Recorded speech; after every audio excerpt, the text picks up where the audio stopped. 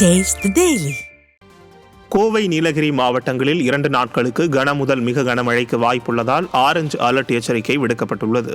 சென்னை வானிலை ஆய்வு மையம் வெளியிட்டுள்ள அறிவிப்பில் தமிழகத்தில் ஓரிரு இடங்களிலும் புதுச்சேரியில் சில இடங்களிலும் ஜூலை 1ஆம் தேதி வரை இடி மின்னலுடன் கூடிய மிதமான மழை பெய்ய வாய்ப்புள்ளதாக தெரிவிக்கப்பட்டுள்ளது. மேலும் கோவை, நீலகிரி ஆகிய மாவட்டங்களில் 25 மற்றும் 26ஆம் தேதிகளில் கன முதல் மிக கனமழைக்கும், தேனி, தென்காசி ஆகிய மாவட்டங்களின் ஓரிரு இடங்களில் கனமழைக்கும் வாய்ப்புள்ளதாக வானிலை ஆய்வு மையம் தெரிவித்துள்ளது. சென்னை மற்றும் புறநகர் பகுதிகளில் 2 நாட்கள் வானம் ஓரளவு மேகமூட்டத்துடன் காணப்படும் என்றும், நகரில் ஒரு சில பகுதிகளில் இடி மின்னலுடன் கூடிய மிதமான மழை பெய்ய வாய்ப்புள்ளதாகவும் வானிலை ஆய்வு மையம் தெரிவித்துள்ளது.